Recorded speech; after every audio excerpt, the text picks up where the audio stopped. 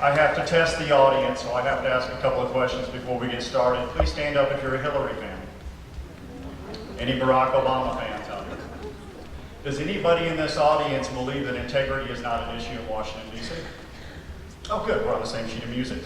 Allow me to take the opportunity to introduce myself. I have not met most of you, however, I am walking homes and getting around the district. My name is Hayden Collins. I'm a foster parent, adoptive parent, Boy Scout leader, father, husband, soldier, combat veteran, and from time to time, teacher. I have some things to say to you that will be near and dear to your heart, and I want you to think about the compassion of how we're going to address this. We are all here because the entire U.S. population is concerned about how the first three words of the Constitution disappeared. We the people. Not we the PACs, not we the special interest groups, not we the House of Representatives, but we the people. So let's put things in perspective. I want to show you the compassion. Raise your hand if you have 3 disabled veterans that are your children. Oh, I'm the only one, okay. Raise your hand if you still have 8 children in uniform. Okay.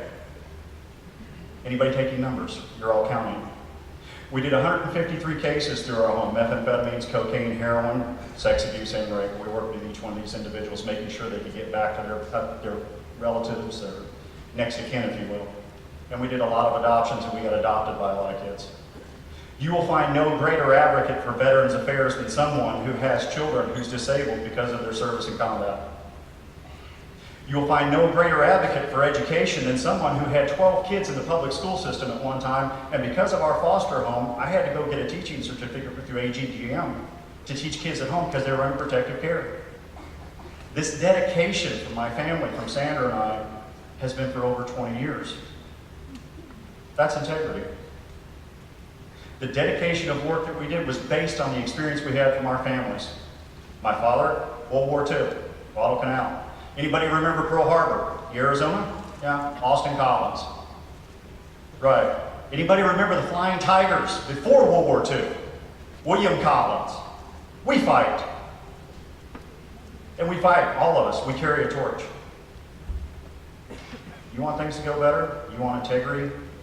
Then you hire a fighter. I don't run it. Every day past my last firefight, if you will, has been a gift. I've taken the opportunity to take that gift and expend what I have in my lifetime to give back to the very community that is given to me and looked after my father after World War II. So I will say thank you for the eggs.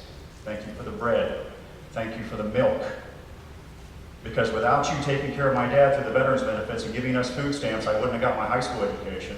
Then I wouldn't have volunteered for the Army to choose a chemical job, which is the worst job you could get during the Cold War. And I wouldn't have volunteered for combat during Desert Shield, Desert Storm. What? We Collinses, we don't run with a crap.